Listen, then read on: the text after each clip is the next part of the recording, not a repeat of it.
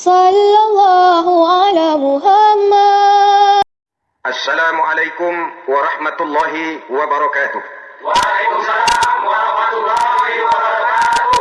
Bismillahirrahmanirrahim. Alhamdulillahi rabbil alamin. Wassalatu wassalamu ala ashrafil anbiya'i wal mursalin. Sayyidina wa maulana Muhammadin. Wa ala alihi wa ashabihil mujahidin at-tahirin. Amma ba'du. Saudara-saudara kaum muslimin rahimakumullah. Agama mengajarkan bahwa di dalam melaksanakan segala macam pekerjaan hendaklah dilaksanakan dengan penuh hati-hati dan perhitungan. Dikatakan dalam pepatah, fit ta'annis salamah wa fil ajalatin nadamah. Di dalam keberhati-hatian itu ada keselamatan, dan di dalam sikap tergesa-gesa, di dalam sikap terburu-buru biasanya mengandung penyesalan. Tetapi ada 5 perkara yang malah memang harus dikerjakan secara buru-buru. Apa yang 5 perkara itu? Pertama, mengubur jenazah. Tidak baik kalau jenazah itu disemayamkan sampai 2-3 hari di rumah. Dan yang lebih baik mengubur jenazah itu adalah di tempat di mana dia meninggal. Contohnya adalah baginda Nabi. Beliau kelahiran Mekah.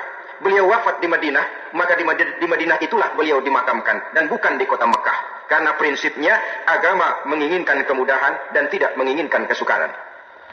Hal kedua yang harus dikerjakan dengan segera ialah mengawinkan anak perempuan. Apabila kita mempunyai anak perempuan, sudah sampai usianya untuk memasuki ambang pintu pernikahan, dan dia sudah minta untuk dinikahkan, maka segeralah orang tua menikahkannya atau mengawinkannya. Sebab biasanya anak perempuan, apalagi di zaman sekarang, kalau tidak segera dikawinkan oleh orang tuanya, dikhawatirkan dia akan kawin sendiri. Dan itu tentu akhirnya akan merepotkan kedua orang tuanya. Hal ketiga yang harus dikerjakan dengan segera dan buru-buru ialah membayar hutang. Apabila kita sudah berhutang kepada seseorang dan sudah ada uang untuk membayarnya, bersegeralah untuk membayar. So kalau ditunda besok, lusa atau hari minggu depan, dikhawatirkan uangnya akan terpakai untuk kepentingan-kepentingan yang lain dan hutang akan tetap tinggal hutang, tidak pernah terbayar adanya. Hal keempat yang harus disegerakan ialah menghidangkan makanan untuk orang musafir yang kebetulan menjadi tamu di rumah kita. Dan hal yang kelima yang harus dilakukan dengan buru-buru, dengan segera bertaubat apabila mengerjakan perbuatan dosa. Hal kelima inilah yang akan kita bicarakan pada pertemuan kita kali ini, yaitu tentang taubat kepada Allah Subhanahu wa taala. Taubat berasal dari kata-kata taba yatubu yang isim masdarnya adalah taubatan. Artinya sama dengan roja'a yarji'u, ada ya'udu, pulang atau kembali. Bertobat maksudnya kembali dari yang dilarang oleh Allah.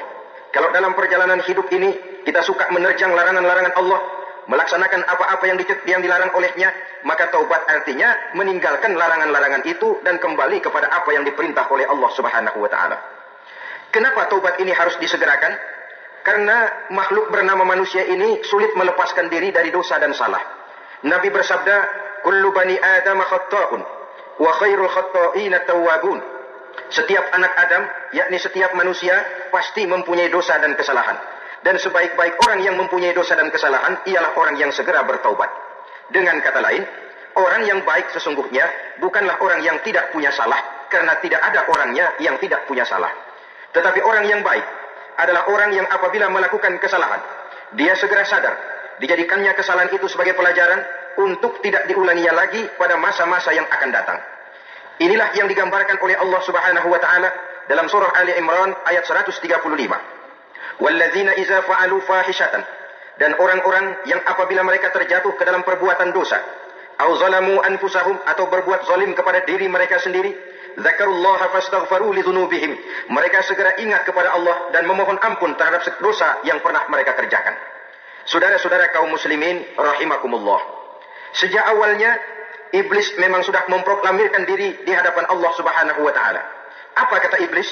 Ya Rabbi, wa izzatika la azalu aghwi bani Adam ma damat arwahuhum fi ajsadihim. Ya Allah, demi kemuliaan-Mu saya bersumpah, kata Iblis, saya akan selalu memperdayakan anak-anak Adam. Saya akan selalu menggoda manusia selama ruh mereka masih ada di dalam jasad mereka. Jadi selama ruh masih ada di dalam jasad, selama itulah iblis akan selalu berusaha menggelincirkan manusia untuk jatuh ke tempat-tempat salah dan ke tempat-tempat dosa. Tetapi kemudian Allah juga memberikan jaminan. Allah menjawab proklamasi iblis ini, wa izzati wa jalali ya mal'un, la azalu aghfiru lahum mastaghfaru. Demi kehormatanku Demi kemuliaanku, hai mal'un, hai yang terkutuk, hai iblis, kalaupun engkau selalu memperdayakan manusia, kalaupun engkau selalu menipu dan menggoda mereka sepanjang roh mereka masih ada di dalam jasad, aku akan senantiasa memberikan ampun kepada mereka sepanjang mereka memohonkan ampun kepada aku.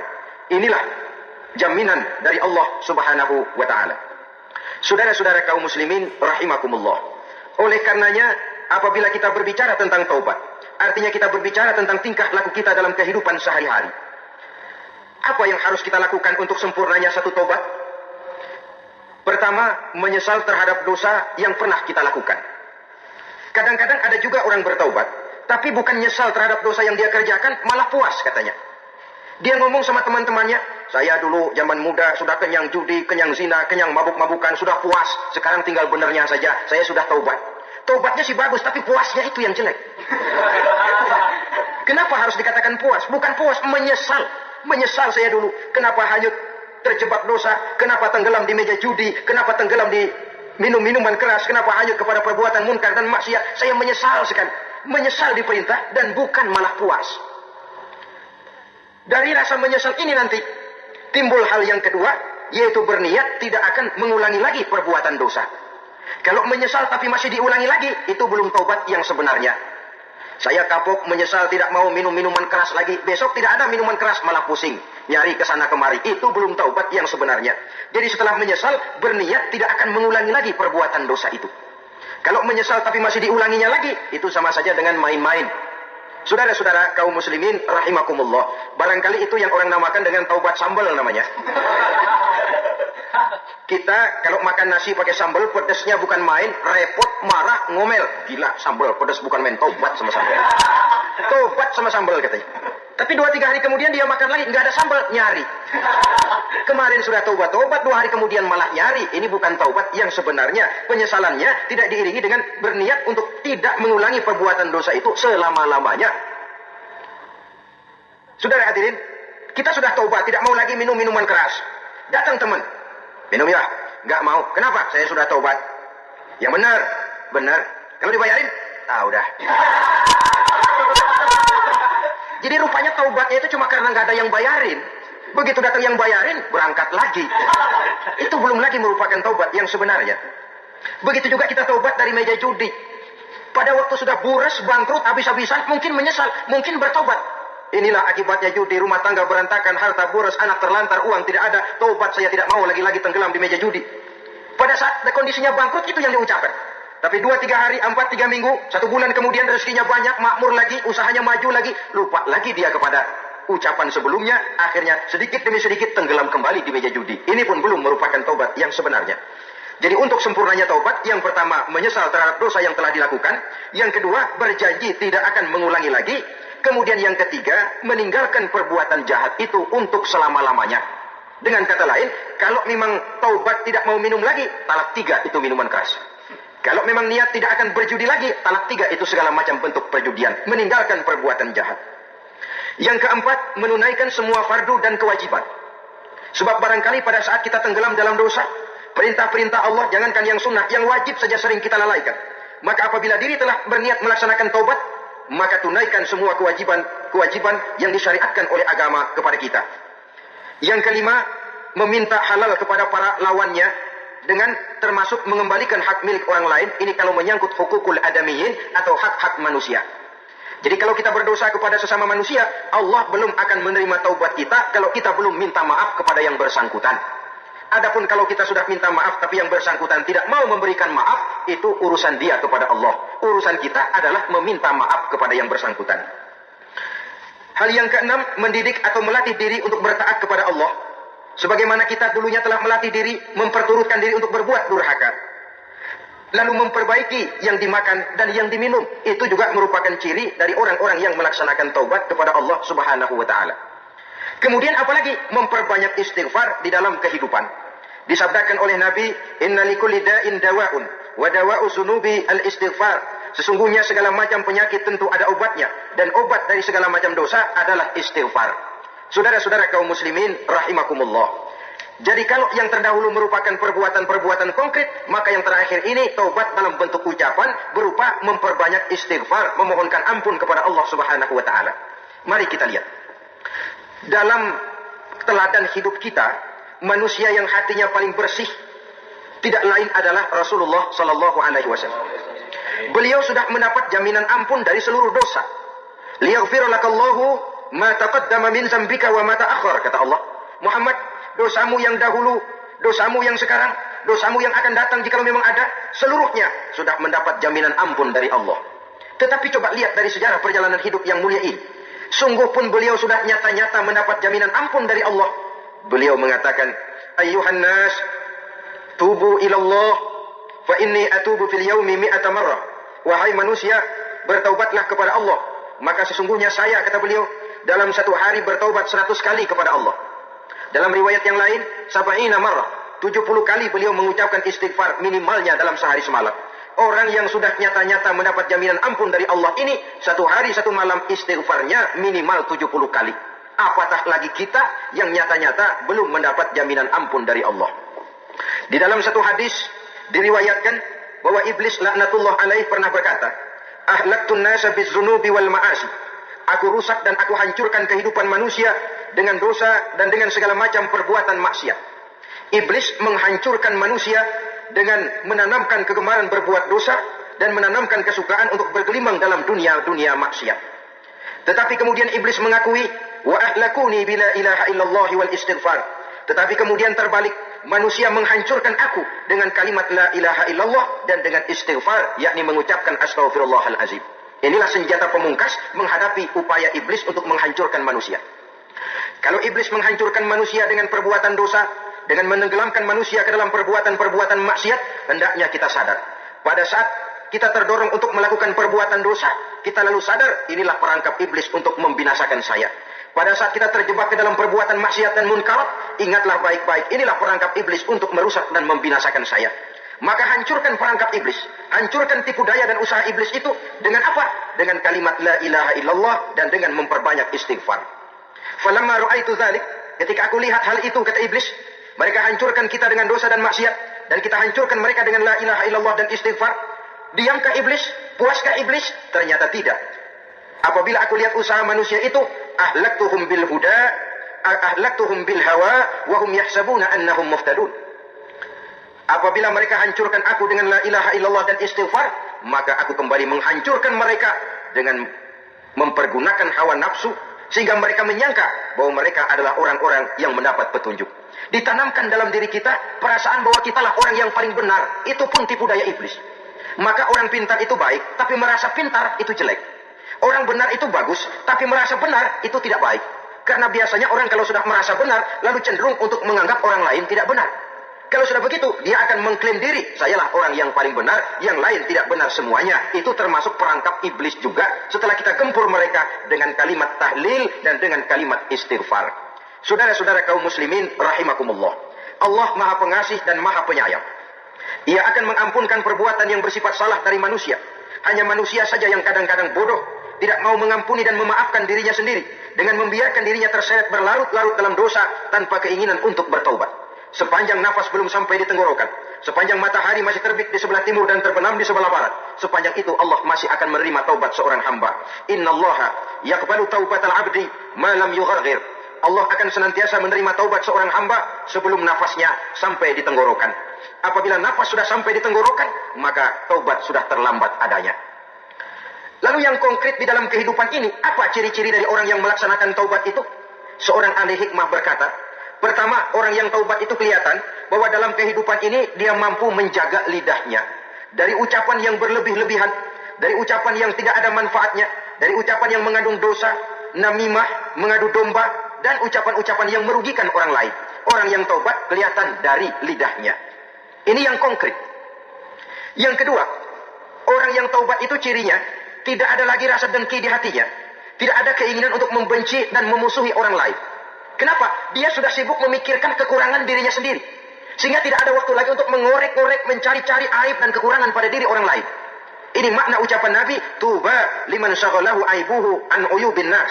Beruntunglah orang yang kekurangan pada dirinya menyebabkan dia cukup sibuk sehingga tidak sempat mencari-cari dan mengorek-ngorek aib dan kekurangan orang lain. Berbeda dengan orang yang masih jauh dari sikap taubat, selalu berusaha mencari dan mengorek-ngorek kekurangan orang lain, sementara aib dan kekurangan dirinya diumpetin. Ini namanya ilmu kancil. Orang lain disorotin, dia ngaling. Ngumpet. Kerjaannya apa? Monten orang lain saja. Dia sendiri tidak mau diponten dan tidak mau memonten dirinya. Akibatnya apa? Sikap introspeksi tidak ada. Sikap mawas diri hilang. Sikap melihat, bercermin terhadap pribadinya sendiri hilang. Yang ada cuma menilai orang lain saja. Jadi adapun orang yang sudah bertaubat ini, di hatinya tidak ada dengki. Melihat orang lain mendapat nikmat, alhamdulillah, dia ikut bersyukur. Lain dengan orang yang jauh dari taubat. Tetangganya dapat nikmat, dia meriang. Tidak senang hatinya melihat orang lain senang. Orang melarat malah tepuk tangan.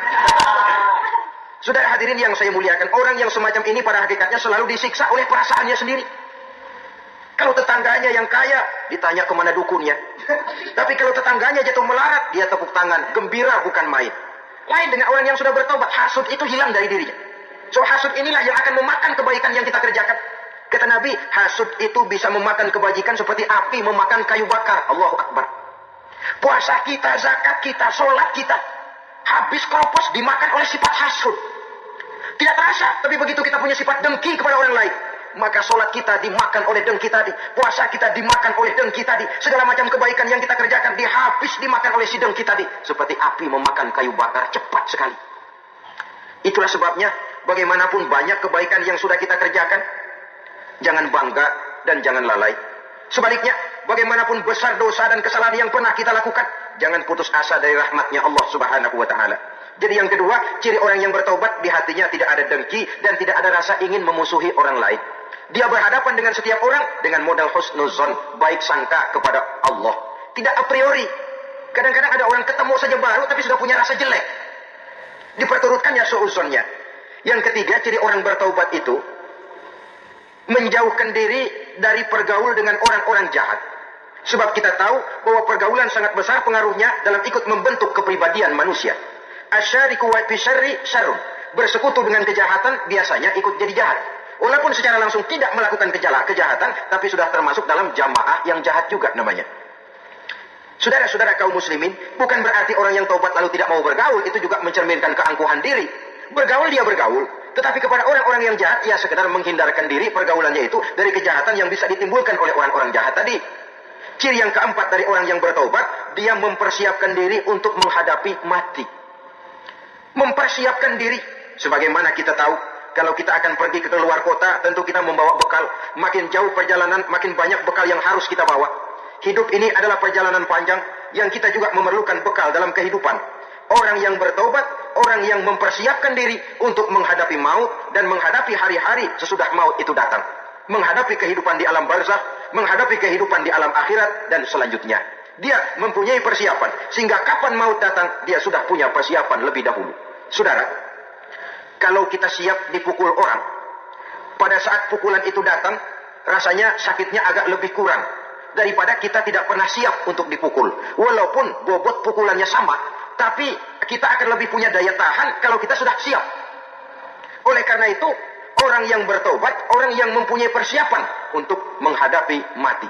Tidak hanya untuk menghadapi mati, tapi juga menghadapi hidup di seberang kematian nanti.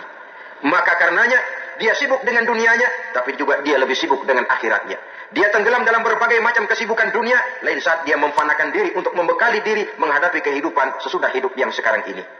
Ciri-ciri ini tentu akan kelihatan dari gerak hidup seseorang. Saudara-saudara kaum muslimin, rahimakumullah. Jadi dengan kata lain, kalau kita kembali kepada surah Ali Imran ayat 135 tadi, apabila dalam kehidupan terjebak kita kepada perbuatan dosa atau zalim kepada diri sendiri, zakarullah, segeralah mengingat Allah, fastaghfaru li dzunubihim, dan segera memperbanyak istighfar, memohon ampun kepada Allah Subhanahu wa taala, sebab dosa dalam Islam hanya bisa ditebus dengan taubat. Bukan dengan uang, bukan dengan beras, bukan juga dengan piagam. Dosa dalam Islam hanya bisa ditebus dengan melaksanakan taubat kepada Allah. Dan untuk bertobat tidak usah ngulur waktu.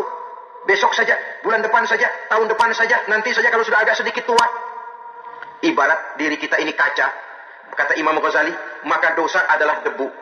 Apabila kaca kena debu, sedikit nempel debu, lalu dilap, sedikit nempel debu, terus dilap lagi, insya Allah kaca akan tetap bersih. Tapi kalau kita menunggu debu sampai banyak, apalagi sampai berurat, berkarat, nanti akan sulit membersihkannya. Demikian hati manusia itu. Kalau sudah dihinggapi oleh dosa, ditumpuknya lagi, berkarat dosa dalam hati, biasanya berat untuk melaksanakan taubat.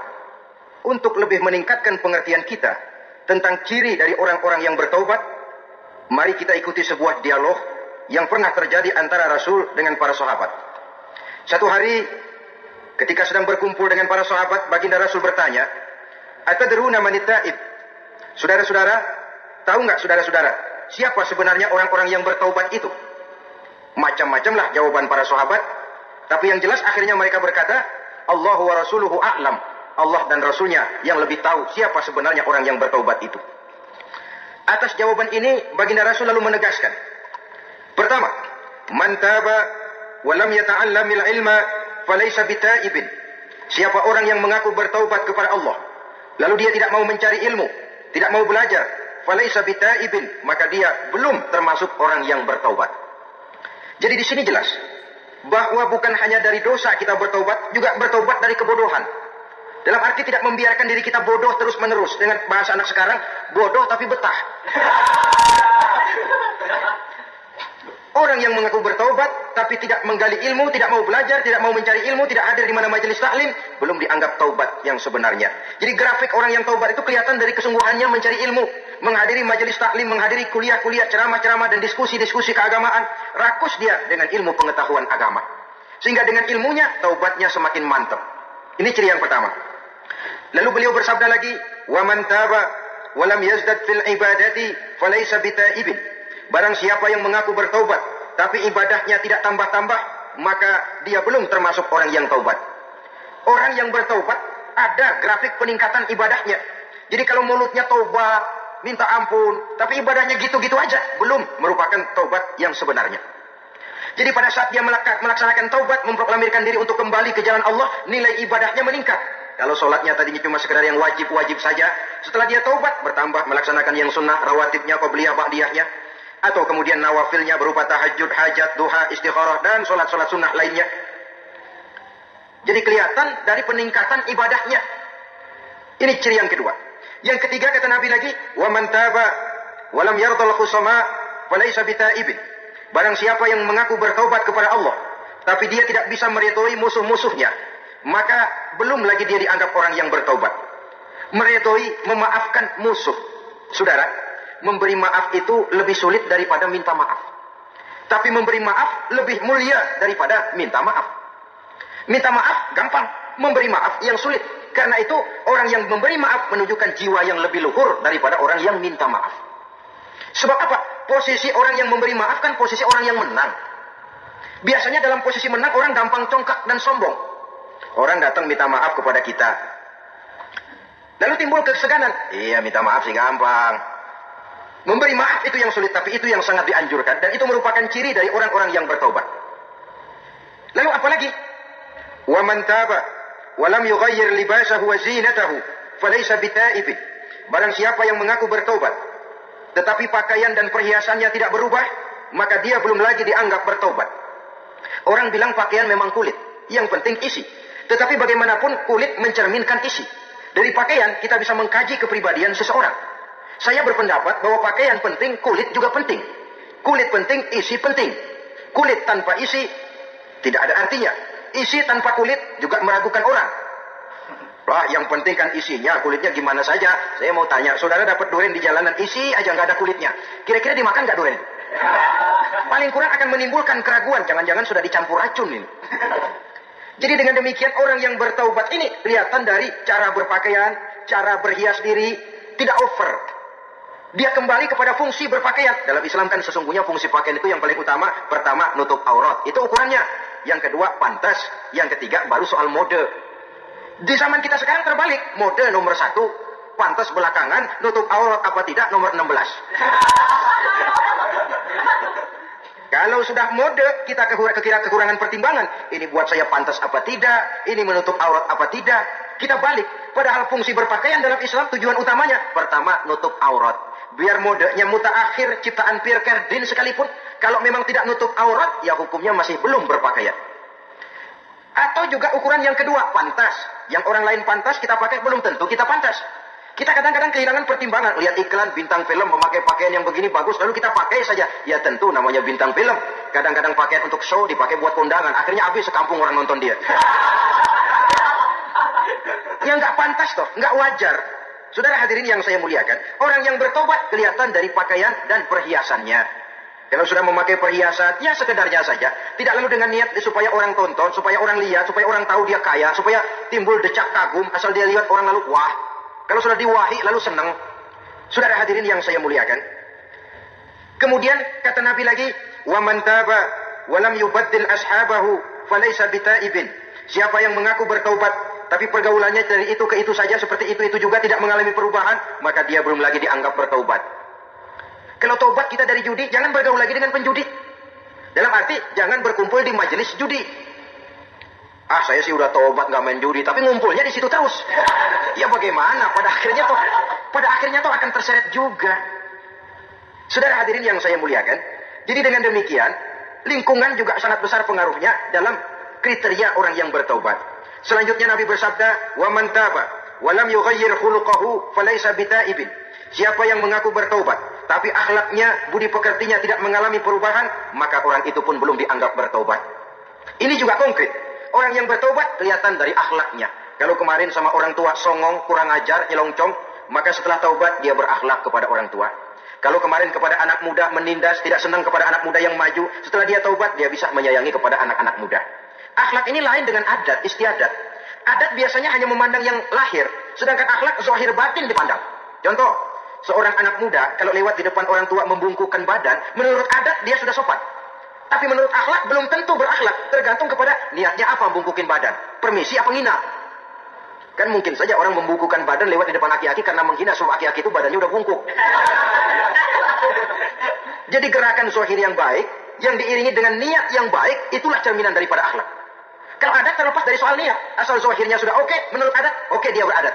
Niatnya apa? Adat tidak pernah menilai. Maka orang yang bertaubat pun kelihatan dari akhlaknya. Dan akhlak itu adalah keseluruhan tingkah hidup manusia. Cara berjalan ada akhlak, cara makan ada akhlak, cara duduk ada akhlak, cara tidur ada akhlak.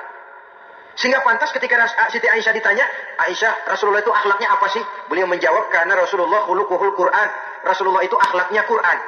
Sehingga di kalangan ilmuwan lalu ada ungkapan bahwa Nabi Muhammad adalah Quran berjalan. Maksudnya seluruh konsepsi Quran sudah diterjemahkan dalam kehidupan Nabi. Maka tidak heran kalau Islam mengatur kehidupan manusia sejak yang sekecil-kecilnya sampai yang sebesar-besarnya. Cara berpakaian ada akhlaknya, kan begitu toh dalam Islam. Saudara diri di depan kaca, ngaca, ada akhlaknya, ada bacaannya. Allahumma kama hasanta khalqi fa hassin khuluqi. Sampai saudara masuk ke dalam WC sekalipun ada akhlaknya. Karena akhlak adalah keseluruhan gerak hidup manusia. Orang yang bertobat kelihatan dari perubahan akhlaknya. Kemudian beliau bersabda, "Wa man taba wa lam yatwi firashahu wa bisatuhu falaysa bitaibin." Siapa orang yang mengaku bertobat tetapi dia tidak menggulung tempat tidur dan spraynya, maka dia belum dianggap bertobat. Ini bahasa kinayah. Menggulung spray, melipat tempat tidur artinya lebih banyak ibadahnya daripada tidurnya. Kalau ngaku taubat tapi sehari 24 jam, 22 jam tidur, cuma 2 jam ibadah, ya belum mencapai kriteria itu. Dengan kata lain, orang apabila sudah memproklamirkan diri untuk taubat, menyingsingkan lengan baju, melipat spray, menggulung tempat tidur. Bukan berarti dia tidak tidur-tidur, tetapi bersiap diri untuk melaksanakan ibadah yang pada saat dia terjebak dalam dosa, sudah banyak ibadah yang ditinggalkannya. Saudara-saudara kaum muslimin, rahimakumullah. Kemudian beliau bersabda pula, "Wa man taba wa lam yatasaddaq falaysa bitaibin." Barang siapa yang mengaku bertobat, kemudian dia tidak menyedekahkan karunia yang diberikan Allah kepadanya, maka taubatnya belum lagi dianggap taubat yang sebenarnya. Faman istabana minal abdi hazihi al-khisal fahuwa taibun haqqan. Apabila nyata tanda-tanda ini pada diri seorang hamba, maka barulah taubatnya dinamakan taubat yang sebenarnya. Jadi untuk taubat itu ada 2 jalan yang bisa kita tempuh. Pertama, taubat dengan lisan, taubat dengan ucapan. Dalam artian apa? Memperbanyak istighfar. Istighfar yang mana? Yang mana yang mungkin saja. Kalau waktunya sempit ya istighfar yang pendek-pendek. Astaghfirullah, astaghfirullah, astaghfirullah. Mau yang lebih panjang, astaghfirullahalazim, allazi la ilaha illa huwal hayyul qayyum wa atubu ilaihi min jami'il ma'asi waz dzunub, la haula wala quwwata illa billahil aliyyil azim. Ada waktu yang lebih panjang lagi membaca sayyidul istighfar. Tiap kali berbuat jahat, tiap kali diiringi dengan Istighfar. Nah, ini yang bisa runtuh dengan istighfar ini dosa apa? Dosa yang ringan, dosa yang biasanya dilakukan oleh panca indera kita. Mata, ini dosa mata, insya Allah bisa runtuh dengan istighfar. Ngelihat yang haram, cepat nunduk, astagfirullah. Habis nunduk jangan ngeliatin lagi. Kadang-kadang ngelihat nunduk, istighfar, melotot lagi, istighfar lagi. Saudara hadirin yang saya muliakan, kata Imam Ali, nazratul ula laka wasaniyatu alaika. Ini dalam menjaga mata. Pandangan pertama rezekimu, kelihatan, namanya kelihatan kan rezeki. Pandangan pertama rezekimu, ulangannya dosamu. Ulangannya ini yang bisa membawa dosa.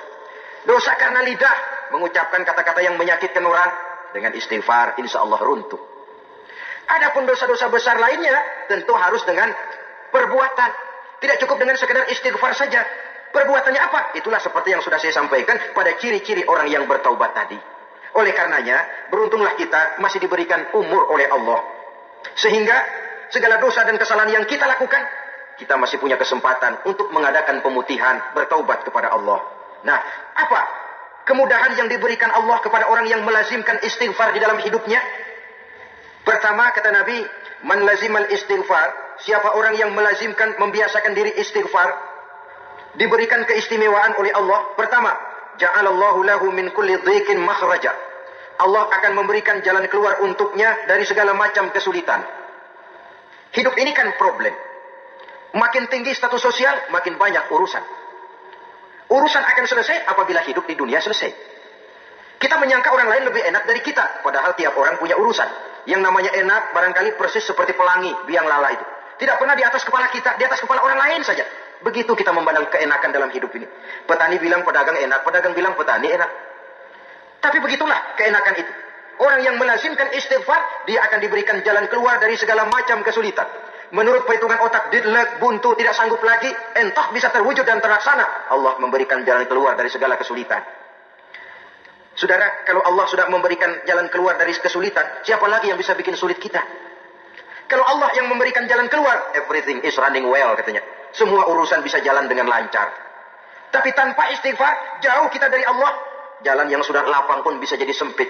Urusan yang sudah nyata akan selesai pun bisa jadi injelimet. Dan jalan yang tadinya tidak berliku-liku pun bisa berliku-liku. Ini faktor yang di luar perhitungan matematis. Kita tidak mampu, Allah maha mampu. Menurut akal kita tidak mungkin. Kalau Allah mau, tidak ada yang tidak mungkin. Saudara-saudara, ini fasilitas pertama. Orang yang gemar istighfar, diberikan jalan keluar dari segala macam kesulitan. Yang kedua, wa min kulli hammin faraja, diberikan kegembiraan dari setiap kesusahan yang dihadapinya. Ada saja faktor-faktor yang mendatangkan kegembiraan, yang mendatangkan refreshing di dalam kehidupannya. Sehingga dia tidak lalu merasa jalannya buntu, tidak merasa kesulitannya tidak pernah terselesaikan. Dan yang ketiga, fasilitas yang diberikan Allah kepada orang yang gemar istighfar, wa razaqahu min haitsu la yahtasib. Allah akan memberikan kepada mereka rizki dari jalan yang tidak pernah mereka sangka-sangka. Dari jalan yang tidak pernah mereka perkirakan sebelumnya. Saudara-saudara kaum muslimin, rahimakumullah. Inilah fasilitas ketiga yang diberikan Allah kepada orang yang gemar istighfar. Rizkinya datang dari jalan yang tidak disangka-sangka. Sebab rizki ini juga termasuk hal gaib. Dan jangan lupa, ar-rizku bimakna al-ata hissiyan kana au ma'nawiyan. Rizki adalah pemberian, baik yang konkret maupun yang abstrak. Kita sering membatasi pengertian rizki, maka rizki kita jadi sering terbatas. Menurut kita kan, yang namanya rezeki cuma duit saja. Kalau bukan duit, bukan rezeki. Padahal semua karunia Allah itu rezeki. Umur, rezeki. Istri, rezeki. Anak, rezeki. Pangkat dan jabatan, rezeki. Termasuk duit juga rezeki. Tapi dalam kebiasaan kita, rezeki cuma duit. Begitu duit seret, kita anggap rezeki macet.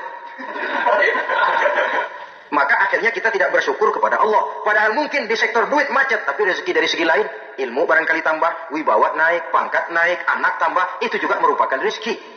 Saudara-saudara kaum muslimin, rahimakumullah. Orang yang gemar istighfar ini diberikan rezeki dari jalan yang tidak disangka-sangkanya. Dibukakan perbendaharaan Allah untuknya. Sehingga rezekinya datang dari cara yang tidak disangka-sangka. Allah maha kaya. Kalau dia mau, la mani alima a'taita, wa la mu'tiya lima mana'ta. Tidak satu kekuatan pun yang mampu mencegah apa yang hendak diberikan Allah. Dan tidak satu kekuatan pun yang sanggup memberikan apa yang dicegah oleh Allah subhanahu wa ta'ala. Ini keistimewaan yang diberikan Allah kepada mereka yang gemar beristighfar di dalam kehidupan ini. Jangan lagi berpikir, gue sih nggak punya dosa, istighfar amat. Sombong, saudara-saudara. Manusia itu lebih baik merasa banyak dosa daripada merasa tidak punya dosa. Tanda orang bahagia, kata Nabi 4. Pertama, orang yang selalu ingat kepada kesalahan yang pernah dia lakukan. Itu orang bahagia. Selalu ingat kepada kesalahan yang pernah dilakukannya. Sehingga pada saat akan melakukan kesalahan yang baru, dia mikir-mikir. Dosa gue yang kemarin udah 3 keranjang, ini nambah lagi. Ingatannya terhadap kesalahan yang lalu akan merupakan langkah preventif yang mencegah dirinya untuk tidak menambah kesalahannya. Orang bahagia, orang yang selalu ingat kesalahan yang pernah dia lakukan, terbayang di pelupuk mata, bukan ngumpet-ngumpetin dosa, sebab apa yang mau kita umpetin di hadapan Allah. Yang kedua, tanda orang bahagia itu, orang yang selalu melupakan kebaikannya. Kalau dia berbuat baik, dia lupakan, dia anggap dirinya belum pernah berbuat baik. Sehingga di mana ada kebaikan, dia tidak bisa ikut, dia merasa sangat rugi. Sebab dia anggap dirinya belum pernah berbuat baik. Yang ketiga, tanda orang bahagia, dalam urusan dunia, dia lihat ke bawah. Sehingga timbul rasa syukurnya. Bahwa kalau dia sengsara, masih banyak yang lebih sengsara dari dia. Bahwa kalau dia miskin, masih jauh lebih banyak yang miskin dari dia. Bahwa kalau dia menemui kesulitan, masih banyak yang jauh lebih sulit dari dia. Dengan cara itu, jiwanya akan lapang, hidupnya akan tenang, dan dia tidak pernah ingkar kepada nikmat yang diberikan Allah. Sebaliknya yang keempat, tanda orang bahagia itu, dalam urusan akhirat, dia lihat ke atas. Dunia, lihat yang bawah. Akhirat, lihat yang atas. Kalau dia bisa sholat, kenapa saya tidak? Kalau dia sanggup puasa, kenapa saya tidak? Kalau dia bisa baca Quran, kenapa saya tidak? Timbul panas, nyontoh ibadah, mendatangkan kebahagiaan. Rakus ibadah, malah dianjurkan. Rakus dunia, malah tercela. Nah, lawanannya orang celaka, saudara-saudara. Orang celaka juga tandanya 4, lawanan yang tadi itu. Pertama, orang yang selalu melupakan kesalahannya. Kalau berbuat dosa, lupa, sok bersih. Alah, dosa gue mah dikit. Saudara hadirin yang saya muliakan. Orang yang selalu melupakan kesalahan, menganggap dirinya bersih, akhirnya kalau ingin berbuat dosa, nggak mikir-mikir. Tidak ada lagi yang ditimbang-timbang. Selanjutnya, yang kedua, orang celaka itu, orang yang selalu mengingat kebaikannya. Akhirnya apa? Timbul sifat nepuk dada, membanggakan jasa. Lahirlah pahlawan-pahlawan kesiangan. Selalu membanggakan diri, nepuk dada. Kalau enggak saya. Itu masjid kalau enggak saya. Itu pesantren kalau enggak saya. Itu umat kalau enggak saya.